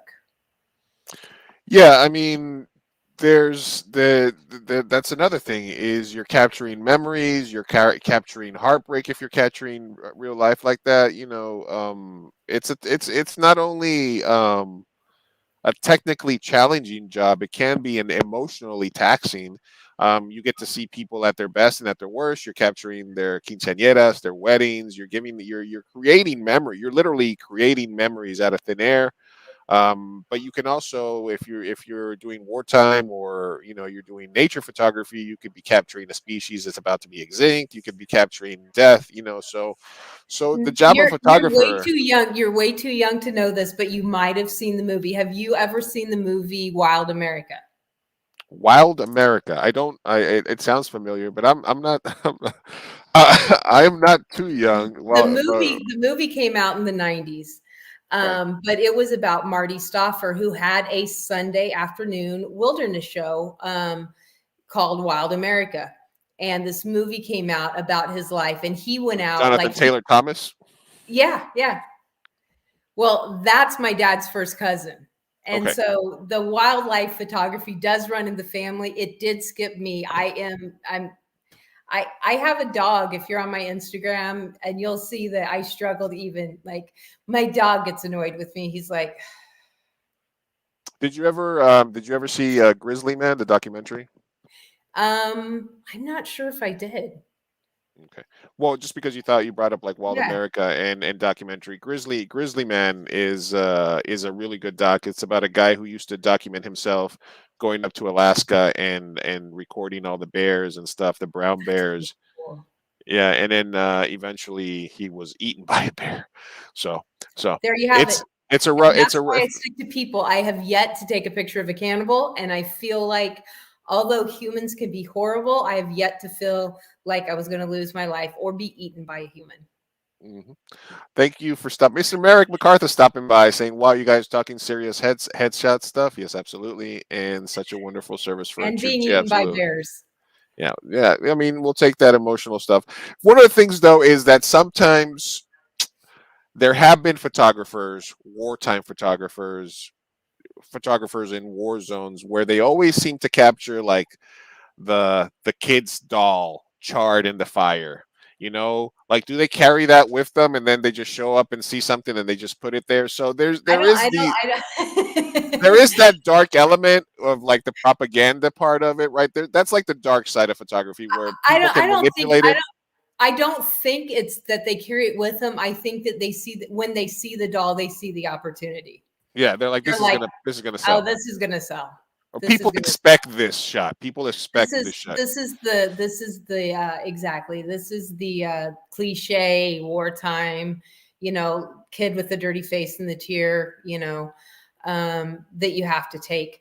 But I don't think that they plant it. I do think that, of course, we all are creatures of opportunity. When that opportunity arises, you're not going to walk past it.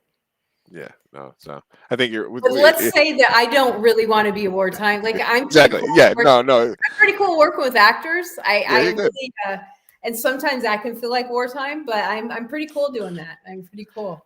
You'll stick to battling it out in LA traffic. I'd rather battle it out in LA traffic. Let's live in a peaceful, war-free world, and let's all say that right now out loud. No, yeah, absolutely, and obviously there's a lot of stuff going on in the world right now. We did a whole podcast with Sophia the other day about the Ukraine situation. There's all kinds of stuff there. We're in a sort of semi post-COVID state where their live events are coming back. Hollywood had never really stopped. It slowed down a little bit, but it's ramping back up. So as long as there's war, there'll always be Hollywood. There'll always be actors that need headshots and that need positive advice and positive information how to get that headshot. So if you guys are actors or starting or thinking about the industry, a lot of great stuff from Peggy today, talking about the mistakes that people make when they get headshots, what to avoid, what to look for, what thought process to have. Find somebody that will sit down and really consult with you about what your goals are and what you're trying to accomplish, is kind of the stuff that I learned, and really invest in yourself, right? Can I add one more thing? Yeah, absolutely. Not every person is for every photographer. Find a photographer that you can gel with, I'm not the right fit for everyone. I mean, I am pretty cool. But if you can't handle, talking to me on a free 15-minute consultation, you're probably not going to want to get stuck with me for an hour, 2 hours in my studio. So think about that. Always talk to the photographer first. I would hesitate anybody that doesn't offer a consultation, because for me personally, it's both ways. I may not like you. So always offer, talk and really do your research. This is important.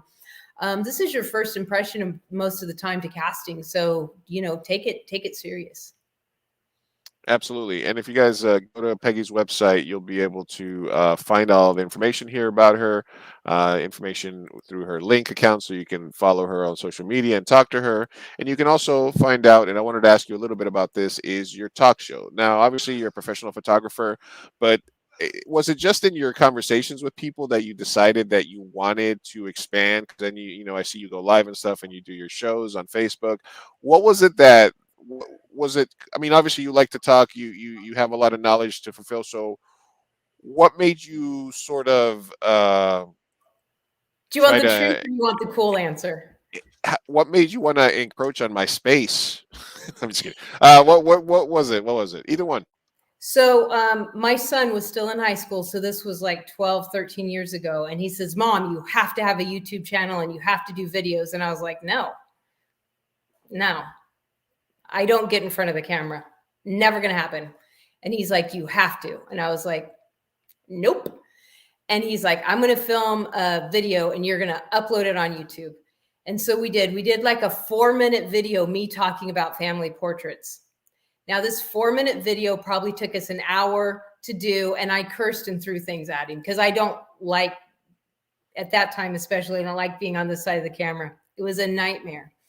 The reason was because Google owns YouTube, and that would help my search engine. I didn't ever think anybody would watch these things. It was just a way to drive traffic to my website. So once a month, I put a video up. Always once a month. I did this thing because Josh told me to do it. 6, 7 months into it, I get a phone call. And it was a family. They wanted to do a big family reunion. And quite honestly, I didn't want to do it. So I quoted them a price that would make me okay with doing it. Did not expect them to even, I expected them to say, okay, bye, and hang up. Right. I quoted them an outrageous price. I had never at that point in my career charged anybody this amount of money. I really didn't want the job.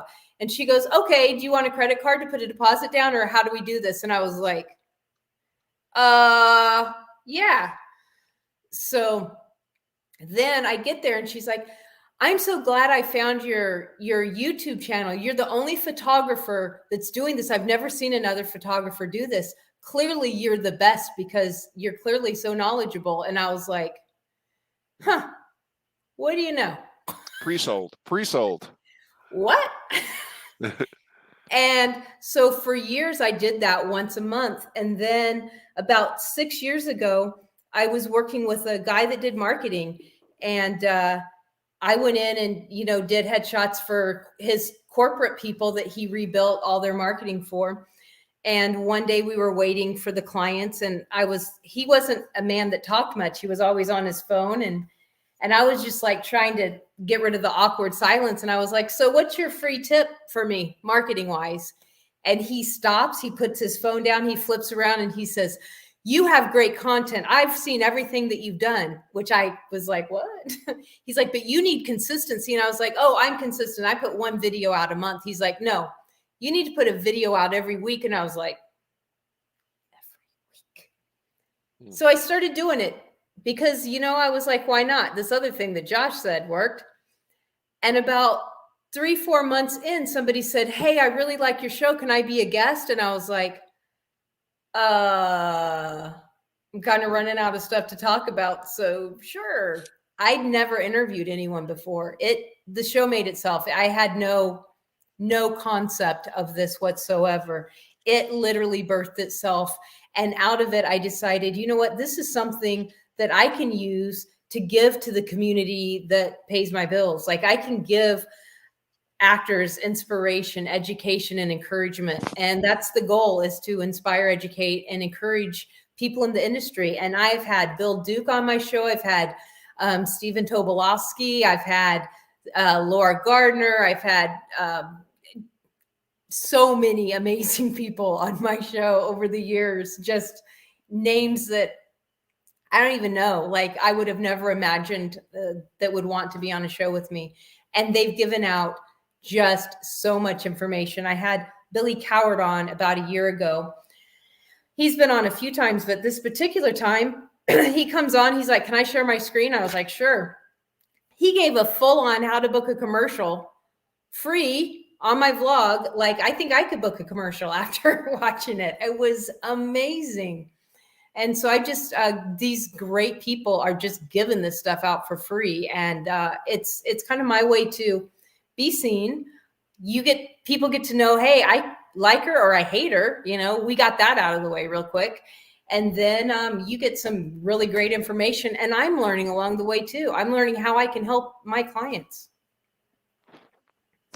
Absolutely. No, and I've watched a couple of episodes when they go live and stuff like that, and you seem to have, very interesting people. And whereas my stuff is obviously more, some of it's more bit comedy driven, trying to get fun conversations going. There's a lot of good information, a lot of good knowledge getting passed around. So, you also, I mean, you missed your talk show host calling when you focus so much on photography.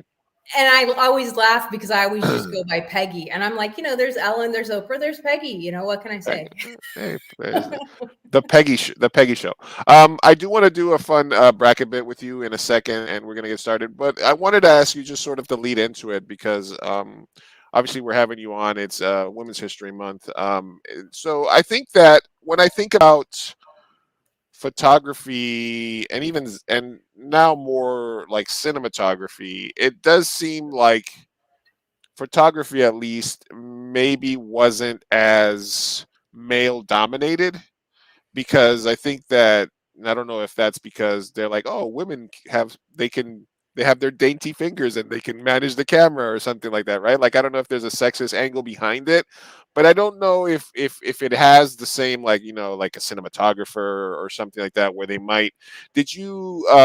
I think maybe like even like portrait headshots and something like that have not necessarily. Did you find any sort of pushback in your career in that area, or at what point in your career did you sort of find that you were getting some feedback on that? I've always worked with almost all men, I think. Like, when I first started, I was in Oklahoma, and the photographer that I interned with, he did a Friday breakfast with other photographers. And there was about 6 or 8 of us any given Friday. And, we would just kind of collaborate what was going on, what struggles we had in marketing, and, different things. And we even passed clients around. Like, there were certain things that some photographers were great at and other photographers hated doing, and say, hey, I got this client for you. And, it was a great thing. But besides me, there was one other woman there, and it was a husband-wife team. And that's pretty much what I've seen pretty much throughout my career. Most of the really high-end successful photographers have always been men, and most of the women that like photography, it's usually when you see a woman photographer, you assume their husband bought them a camera to keep them busy. So, they'd have their little hobby, their little thing. And so I feel like, if anything, that's a stereotype that I had to fight, is that, no, I'm actually a photographer. Like, most of my, I think that's the stereotype that would come across more so than anything else in that. But I don't know. I've never really found it to be a real problem. Obviously, there's always the photographers that'll explain to you how it's done, because, right. But that's going to happen in any industry. They'll mansplain it for you. Yeah. No, I understand. And did you? And I know you did the talk show, and I think you did cinema. I know you shot Merrick's short film, right? But So I've dabbled in some cinematography, and I actually love it. And I'm careful when I'm talking around professionals, because I feel like that 3-year-old that's like, I have a video camera now too. But I'm really learning. I used to joke that I was much more sophisticated than you all videographers, because I only needed one frame to tell my entire story, and you needed 60 frames a second. right. But now that I've found the art, and it is, we use the same tool, but we use it so much differently. I think the fact that I understand angles and lightings and things like that it does give me a bit of an advantage. But there's a lot of I actually during COVID went to an online film school. I'm not flexing at all. I'm saying that I was bored and I was like, I should at least learn some simple basic stuff, because I kept finding myself where people were like, can you help? Can you be a third angle here, a photographer, can you come in and do this? Can you be a backup? And I was like, I don't know. But now I feel comfortable. I've actually DP'd a few things. And I've worked with some really amazing people. Nice. And who knows, one day I may be a famous cinematographer. So don't forget the name, Peggy McCartha. Why not? I mean, it's basically I mean, you set up the shot and then they start moving around. Why are you moving? Just stand still. Stand still and say your lines there. Why would you move? I already got my light set up. Just no. These are all. I shoot a really mean self tape. I can tell you Yeah, that. they're all static shots. No moving shots. Just all right. I'm just kidding. Well, we do have one last thing that I'd like to do with my guest before we let you go, but I do want to remind everybody that we are talking live with Peggy McCartha.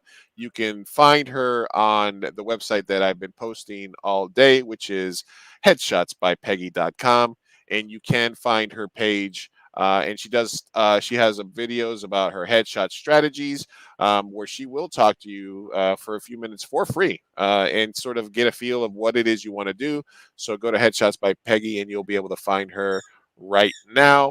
And I also want to give a shout out to one of our sponsors. Do you like coffee? Do you like crypto? Do you like funny meme coins and coffee that is associated with funny meme coin? Well, our friend Angela Wong has a company called Buy Dogecoin Coffee, as my dog starts playing with the squeaky toy behind him. And my dog is like all ears right now. Where is it? They accept crypto. Dogecoin Coffee. I was drinking it today. Is a brand new. It's to the moon. It's a breakfast blend. It's a dark roast. It's an indie single origin coffee company by a photographer, cinematographer. So go to buydogecoincoffee.com and you can buy coffee. And that's something that everybody drinks. Use the code 2am burrito and you will get I have a placard back up here somewhere that you get that's a little gold Dogecoin that comes with it. So shout out to Angela for she was one of our guests, and I wanted to shout out her company, buydogecoincoffee.com. This is my last cool. I think I'm going to get coffee just because that's just a cool thing to say that you have. Yeah, that's cool. That just makes you cooler just to own it. Like even if you don't drink it, that's cool. Oh yeah, it's a cool ass bag too, and I ground some up today because I used to be I was coffee shamed a few months back because I just was buying like Keurig cups and this and that and the other thing, and my other friend who has a different coffee company that's also a sponsor is like, dude, you need to step your coffee game up. You can't be just drinking all that crap all the time. You're embarrassing the cool kids. Yeah. Yeah. I was like, you need to step your coffee game up. And you know what? I did, and it is a difference. Grinding your own coffee and brewing it is a lot different than just grabbing like a Starbucks K cup and just doing it. Even though it's a lot easier, I have seen the light, and now I am becoming more of a coffee snob. So Dogecoin Coffee. This is my last Fireside Chats for a while. I'm still going to be doing. I'm not going to be doing any personal Fireside Chat streams or any Mi Gente Show streams for the next month. I will be focused on my role as a curator for the San Diego Latino Film Festival. So I wanted to shout out that the schedule for the 29th San Diego Latino Film Festival is out now. It'll be March 10th through the 20th in Mission Valley, San Diego. Live again. Hopefully things are clearing up for people to go out and come out to live again. I was honored to be asked to be a curator. I got to see how the sausage was made as somebody who has been submitting to film festivals for the last 10 years, to be part of the process of selecting films for a festival. And I selected 2 showcases of short films that were comedic, because that's kind of where my background is. And I have also curated several films that are features that are a comedic element. There was over 700 submissions this year. I watched over 200 movies and leading up to this, and it is all coming. And obviously, they are a lot of local filmmakers. So you guys can go to, give me a second here. Where's my thing here? sdlatinofilm.com. It is okay. Go to SD Latino Film for the schedule, and you'll be able to find it there. And I will be at the festival from March 10th through the 20th. If anybody here is in San Diego locally, stop on by. So I want to thank you, Peggy, for stopping by. And they don't have to be local San Diego. I mean, San Diego is a cool destination. People can go down, absolutely, hit the beach, go to the film festival. Yeah, there's also the second Saturday. 2 to 6 hour drive, depending on traffic. This is why I've never moved to LA, is because if I have a meeting in LA, I can just be there in 2 hours in anyway. So it's like, oh, you want to meet tomorrow at 10 o'clock? Sure. I could just have to leave here at 6 in the morning. I don't have to, it's not that much different from living in LA. Sadly, it's not. Sadly, it's like, hey, San Diego, close enough, as they say. What's up, Malcolm Johns? Thank you for stopping by. Malcolm Johns, actor, friend of the pod. Thank you for stopping by. All right. Well, Miss Peggy, we said it all. We've talked, but there is one more thing that I do with all my guests, and it is something that I do with all our guests, and it is something that we like to call, as I find my button for it, the bracket bit. All right, boys, you guys know what that sound means. It's time for bracket bit. Bracket bit. Bracket bit. Whoa, whoa, whoa, whoa. Bracket bit. Bracket bit. Whoa, whoa, whoa, whoa, whoa. Fireside Chats.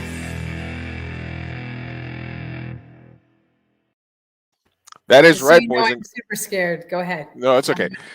When we had Merrick on, I did a bracket bit with him, but I didn't have all the fancy stuff for it because he was one of the first guests I had on. But I've updated now, so the next time Merrick comes on, we'll have more of a fancy setup here. But the bracket bit is created by me to cause maximum pain. I try to take something that's important to the person that I'm with, and I give them a this. So it's basically a this or that. I'm going to give you 2 choices, and you're going to tell me who moves on to the next round. Now, the bracket is created by me, but whatever methodology you want to use to choose which person or which subject moves on to the next round is completely up to you. I just ask that you guys try to keep the same methodology throughout the entire bracket. But if you want to choose whatever, you're always allowed to switch in back. Okay, so since it is Women's History Month and you are a powerful woman in the entertainment industry, I have decided to do a bracket. Oh, and then we have Yolanda saying, I love Peggy. Thanks for stopping by, Yolanda. What I've decided to do is a bracket bit of powerful women in history versus powerful female characters in history. So I'm going to give you one woman from history, and I'm going to give you one character from fiction, and you're going to tell me which one moves on. Okay. Are you ready? You ready? I'm ready. All right. So in the first round, we have Ellen Ripley from the Alien franchise, badass alien killer, or current political hot leftist Alexandria Cortez, AOC. Okay. AOC. She goes on. Let's move on. AOC beans Ellen. All right. We have Florence Nightingale, the mother of modern medicine in terms of nursing, sanitation and hospital stuff like that, or Scarlett Johansson and Black Widow. So I think you're going to see where I'm going with this when I say we are not going to pick Black Widow. I think, I just really hate how Hollywood. Okay, go ahead. Go ahead. No, this is why I left this for the end, because if any of these sort of expands or makes you want to talk about it, this is why I have them at the end.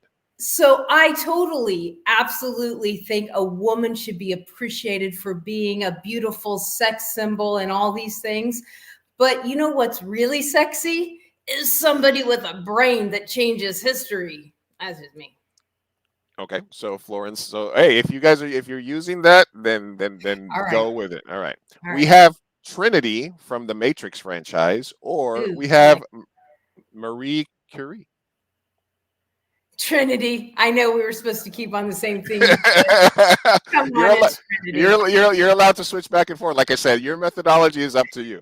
All right. We have Furiosa from Mad Max, Charlize Theron, or Harriet Tubman, Underground Railroad. Harriet Tubman. It was a tough one for Furiosa to get past Harriet. I understand. All right. We have Wonder Woman, Gal Gadot, or Billie Jean King. Billie Jean King. Landmark, her outs, she was outspoken. She was one of the first feminists, one of the first superstar female athletes, right? She was not Wonder Woman. She was not Wonder Woman. She was not Wonder Woman. All right, we have Princess Leia or Amelia Earhart. Well, I mean, let's see. Princess Leia had this thing with her brother. Let's see. Oh no, that wasn't the important part of the movie. My bad. I don't know. They sort of retconned that. Amelia Earhart. Amelia Earhart. Marge Gunderson. She was Frances McDormand's character from Fargo, investigative police officer. She was a badass female cop. Or author Mary Shelley. And what did Miss Shelley do? Frankenstein. Oh, okay. She was basically she was also one of the mothers of modern like sci-fi and horror writing. Yeah. Marge Gunderson's a badass. I'm really not into sci-fi and horror. Dang it. So yeah, let's go for and I don't know, but my screen I can't even see the words. Okay, so sorry. If I look like I'm looking at history with my history glasses, try to make it a little bigger here. I can't see it, so I'm going to trust you to help me out here and not. Yeah, you go. All right. Okay, so we're going with Marge Gunderson or Mary Shelley. Yes. Marge Gunderson. All right. Frances McDormand moves on. Fargo, great movie, great TV show too. If you guys haven't watched Fargo, the TV show, it's really good. All right. We have, and I think she's been the go-to photographer for like, rock magazines for the last 15 to 20 years. Annie Leibovitz, or another shooter in her own right, but with the 6 shooters, Annie Oakley. So, shooter versus shooter. Shooter versus shooter. I actually do like I do like her photography. She has a different philosophy of photography than I do, but I'm going to go ahead and pick her just because. Okay. We have Thea Gibson. She was one of the first black tennis players that was also winning championships. She was kind of the pre-Serena. And Clarice Starling from that movie Silence of the Lambs. She was an FBI Clarice. So let's Clarice, go for the tennis player. Let's go with Thea. Lara Croft from video games and movie fame. Or also kicking ass and taking names, Buffy, the Vampire Slayer. Wow, you gave me 2 like leather girls. All right, let's see. Let's go with. I try to match them up a little bit. I try to match them up, relevant stuff. You got Yolanda stops and she says, "You got this, girl." Woo, yo. Be yourself. Okay. All right, we're going with Buffy. Buffy moves on. Lara Croft. All right. We have Lilu, which is from the Fifth Element movie. She was the actual Fifth Element with Bruce Willis. She saved the universe. Or maybe just as powerful, Oprah. Clearly, you don't know me. You wouldn't have asked. You would have just moved Oprah right on over there. You would have moved her over there. All right. Well, now we know. All right. Now we have 2. Well, one of them is real life and both of these people are from real life and have been interpreted in movies. Jane Goodall or Erin Brockovich. I really liked Erin Brockovich. Now Jane Goodall, like that was. I make sure I'm thinking of the right person. That's the gorilla lady, Yeah, right? yeah. She's like the Yeah, end all documentarian of gorilla. She right. was the And OG. that's fascinating in itself. But Erin Brockovich is just kind of. I'm always that person that always has a cause and always standing up for stuff. So I think I feel a little drawn to her. So let's go with Erin. Plus, she had Julia Roberts play her in a movie. So there you go. She gets it. Julia She gets Roberts is it. kind of cool. I think Julia Roberts is cool. Not necessarily, but I do think Julia Roberts is kind of cool. All right. Opposite side of the murder spectrum here. We have Mother Teresa versus the bride, Uma Thurman from Kill Bill. The Bride. All right. Easy. The bride. She could take out Mother Teresa very easily. All right. Both of these ladies warned us about the future. Sarah Connor from the Terminator franchise, or Greta Thunberg from, she's a 16-year-old Greta. that's trying to fight. She's Greta. a freaking badass kid, right? You lied. Okay, yeah, I won't do the soundbite, but yeah, she is trying to save the world. What's wrong with her? Let her do her thing, right? I mean, honestly, don't we all have that kid okay, shouldn't we all have that little kid in us that really believes we can save the world? Like, honestly, like what kind of a world would we live in if we all had a little bit more of that, or we're more honest with ourselves about that? The thing I hate most about the internet and about people's reaction on the internet is the people that are like, why do you care, or why are you trying? I think that you said it absolutely right. What is wrong? Like even in politics, like the people that are like, oh, that'll never work here in the United States. You can't have you can't. Why not try? Why not at least imagine a world where medicine is free? Like why do we say no? It's capitalism. It's got to be this way. You can't give people a free medicine. Blah blah blah. You know what I mean? Like why couldn't you envision a world where stuff is good, right?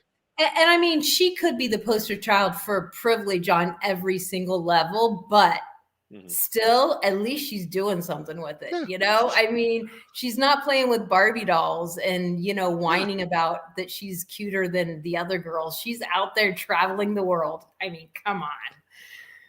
Merrick says no swearing. I don't know what that means. Did I swear?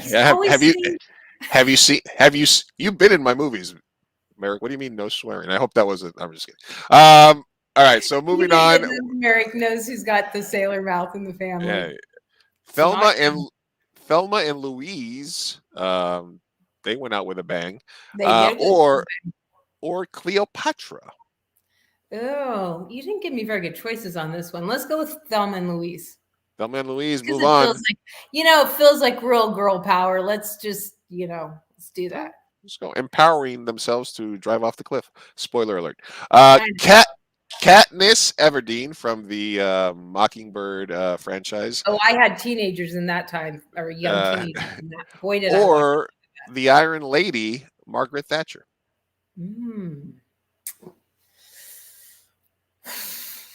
Let's see.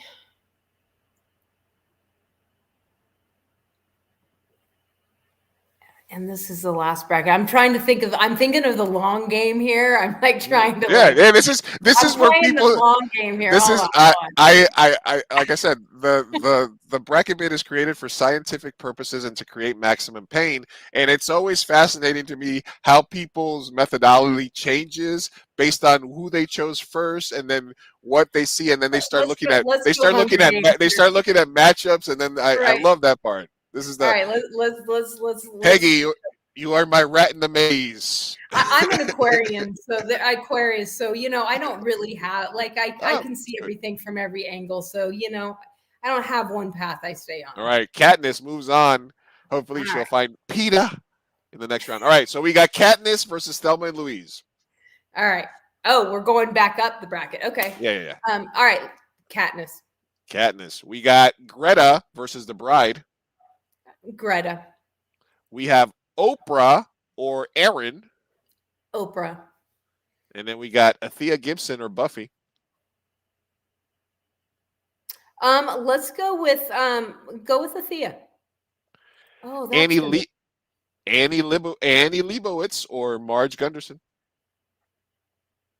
Let's go with Leibovitz. Amelia Earhart or Billie Jean King. Let's go with Amelia. Trinity or Harriet Tubman? It's a tough one. Trinity's a Harriet badass. Tubman. Harriet Tubman. Florence Nightingale or AOC? Let's go for Florence Nightingale. All right, we're moving right along here. It's going to get tougher here in the last couple of brackets for you. I can already see it. Yeah. Florence Nightingale, Harriet Tubman. We're going to let Harriet move on. All right. Amelia Earhart or Annie Leibovitz? Amelia. Amelia flies right on to the semifinal. And we have Athea Gibson or Oprah? This actually hurts, but Oprah, you go. You go, girl. Greta or Katniss? Greta. All right. And giving us our final four. I mean, there's people I left off this because how are you going to vote against like Rosa Parks or somebody like that, or how are you going to or somebody? So some of this is subjective, and people. Lou, how are you going to put a bracket where women have to fight each other? I'm sorry. It's like I said, the bracket bit is created for maximum pain as a scientific experiment, and I enjoy watching my guest, go through it. Peggy, you've been a great guest. You've gave us a lot of hits, a lot of tips. And we are down to the end of the final four of this all-female bracket. So the choice is yours. We have Harriet Tubman or Amelia Earhart, two icons from history. Intercontinental flights, Underground Railroad. Let's go with Harriet Tubman. Harriet Tubman. And Oprah versus Greta. Now, when I was in high school, Oprah was the most inspiring thing I had ever seen in my life. I have loved Oprah literally my entire life. But I got some respect for this little punk, and I mean, she's a kid, so she screwed up. She's not like perfect, but just the what she's doing, and the potential of what she can do is pretty amazing. But you're going to make me put Oprah against Harriet Tubman, and then ultimately I'm going to have to. Let's do it. Let's just say this. All right, let's just say that. Let's just say that Greta. Is how I honestly feel. Greta had a great run. She got past Katniss. She got past The Bride. She got past Sarah fucking Connor. She had a whole conversation in my head about Oprah, but and we just got a comment in from Greta. She says, "How dare you?" I'm just kidding. It was right there. I had to. All right. There's no wrong. I mean, I'm sure that she yells at almost everything I do in my gasoline car. But you know what? This is a tough choice anyway. Oprah, like you said, is one of the most influential people of today, of the last 20, 30 years. She's an icon, and she will go down as an icon. Harriet Tubman, she's, Underground Railroad, one of the strongest, most powerful, most, resourceful, important women in history. Obviously, this is a silly bracket, so there are no wrong choices, Peggy. But the choice ultimately is yours. The music should start playing, and you should let me have what do you call it? A helpline. Oh, you're gonna call. Yo, are you still out there? Yo, it feels like I've abandoned you like 3 brackets back when you put these people up here. No help from my people. Okay. This is where we get our cameo from America in the back. All right. Oprah it is. I'm sorry. I know Oprah's not really perfect, and I know there's controversy just like everyone else, but she's always Oprah to me. She's always Oprah to you. You know what? That was a tough choice at the end, and that was a brave decision to go with it and not go with what you think you should say possibly, because obviously it's an imperfect bracket, because obviously there's some people. It's like if I say, hey, who's the person of all time, and I give you like Gandhi versus somebody else. It's like everybody there's always an angle. Everybody's done something wrong in their life, or something that somebody else perceives as wrong, but I think at the end of the day, yeah, it is what it is. Most of us do the best we can do. I always ask these people I always ask this question after the bracket, but what do you think would be the biggest omission? What character, either fictional female character or a female character in history, do you think should have been there, or is one that's very important to you? either in literature or film or history? I'm not good at being put on the spot. I'm sure as soon as this is over, I'm saying, why didn't you say this? There's really, I respect a lot of people. I think I respect a lot of characteristics. And since I can't answer your question, I'm stalling for myself. I respect women that stand up for what's right. I respect women that stand up for the underdog. I respect women that respect themselves above all. And I can't come up with a name. I was trying, but I don't want to continue to stall you. Hillary Clinton. You've given me so much time tonight. It's been so fun. I can't even tell you how much fun this has been. Thank you so much. No, I hope you. I know that you enjoyed the intro. At least I said, all right, we're good. When I see somebody is I was dancing, they couldn't see me, but I was like chair dancing to your intro. I was like, oh my God, this is going to be fun.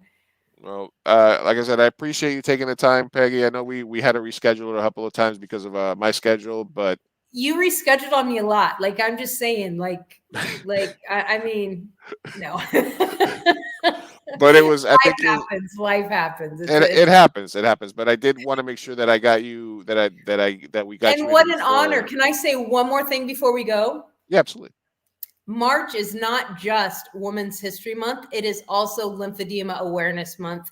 And I personally am a big advocate for letting people know about lymphedema, which is a condition that tens of millions of Americans and people worldwide suffer from. And we have a terrible time getting the medical treatment that we need. So keep your eyes open when you see that blue ribbon out there. Take a minute, read some articles. I'll be posting some things about lymphedema this month, and just become aware of this. You may know somebody in your family that has lymphedema that hasn't even been diagnosed. So I wanted to put in, because March is Lymphedema Awareness Month, and that is near and dear to me. I wanted to throw that out there. Thanks for letting me do that. No, is that like I'm guessing that's some sort of lymph node related thing, or what is it? Well, you know, your lymphatic system runs throughout your entire body. It is the biggest part of your immune system. And people that have compromised lymph nodes, sometimes from a breast surgery, sometimes from an injury, sometimes they're just born with it. The fluids don't drain properly, and they have limbs that become swollen. They have a higher chance of infections and sicknesses. I have lower extremity lymphedema. That's why when you see me on the red carpet, I've got that sexy medical compression garment on that when I'm wearing my dress. And those are normally provided by Juzo, my amazing garment makers. And you know, it's a condition that I had for 8 years before I was diagnosed. And it's, you know, it does affect your life physically, emotionally, and, you know, in a lot of ways. So it is something that I do love to bring awareness to. Kathy Bates actually has lymphedema in her arm, and she is a spokesperson for LEARN, which is the lymphatic network. And she talks about it. I got the honor to interview her. She's a pretty amazing. She should have been on that list, by the way, mister. There we go. That's it. That's there it. It is. We got it. There Kathy Bates. Kathy Bates is pretty awesome in every area. Yeah, absolutely. Maybe even if she were on that, she might have beat Oprah. I don't know. we shall never know if she would. We'll never know. She would have grabbed. If she would have grabbed Oprah and give her the old hammer to the legs to take her out in the last round, that would have been. I know it would have been for sure. It would have been close. Well, thank you very much, Peggy, for educating us on that. Obviously, I appreciate the time that it took today. We did 2 hours. It felt like 20 minutes. So thank you very much for everybody. Hang out for 30 seconds after this intro video, and I will say goodbye. Thank you, everybody, for tuning in. You'll be hearing from me at the San Diego Latino Film Festival, but thank you for being a part of Fireside Chats. This will be live on audio tomorrow across anywhere else that you get your podcasts. Just look for the 2 a.m. Burrito podcast on iTunes, Pandora, anywhere else that you get podcasts. So thank you very much, and peace out.